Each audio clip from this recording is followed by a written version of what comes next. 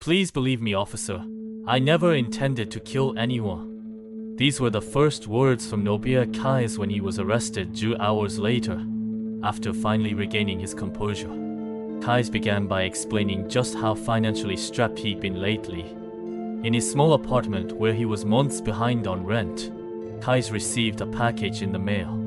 It was for a simple, high-income side business anyone can do. He'd first learned of the opportunity in a magazine at a ramen shop. Easily done in a single room. In just some weeks you can have cash in hand. This line convinced him. Scrambling together 2 months of back rent, he sent it to the advertiser and received this package. Included was a simple instruction manual. Avoid direct sunlight. Provide ample moisture and specified food. Hatching from eggs, larvae mature into adults in around weeks. Raising bait insects like maggots and fly larvae. That was the side business Kais chose for the unemployed man. It would be his main occupation. Most appealing was the prospect of some income in just some weeks. By Kai's calculations, keeping it up for some months would allow him to pay off his overdue rent and outstanding debts. Kais took out a Futon bath. Lacking funds for the recommended aquarium setup, he planned to raise the bugs in this, made of breathable fibers that contain water. But block odors, it was a makeshift solution, but seemed like it could work.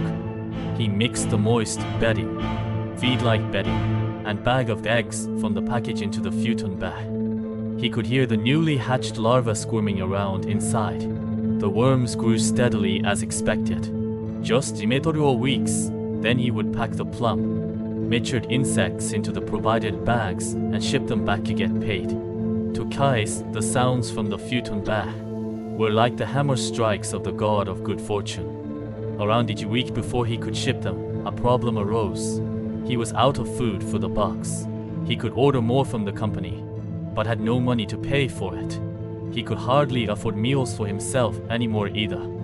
Nothing left he could sell. The manual strictly warned, never let them run out of food or they will turn cannibalistic. He tried feeding them his own leftovers, but it was nowhere near enough. To have food for the bugs for the last week until shipment, he'd have to starve himself. On the 4th day of Kai's forced fasting, the building owner Sekoa came by to demand the overdue rent. Seeing her, Kai's expression did not change. Indeed, he had no expression. His eyes were lifeless, his complexion pale and gaunt, due to the starving, but Sekoa misunderstood. At this time, Kai's neighbor overheard. Sekoa loudly accused him of being on some kind of drugs. That evening, Sekoa's family submitted a request for her to be investigated as a missing person. Please believe me, officer. I never intended to kill anyone. It's just the landlady started saying strange things and forced her way into my room. Hearing the sounds from the box. What's this? Open it up, she demanded about the Futon bag. I panicked about her finding out. I was raising insects in the apartment. I'd definitely get kicked out. Even though I begged her not to. She forcibly unzipped the bag herself and screamed, seeing what was inside. My mind hazy from no food. I just kept thinking I had to stop her screaming somehow. So from behind I covered her mouth and nose. And after she went still, I put the landlady's body into the Futon bag, zipped it closed again. Then I heard all these squishing and slurping sounds coming from inside.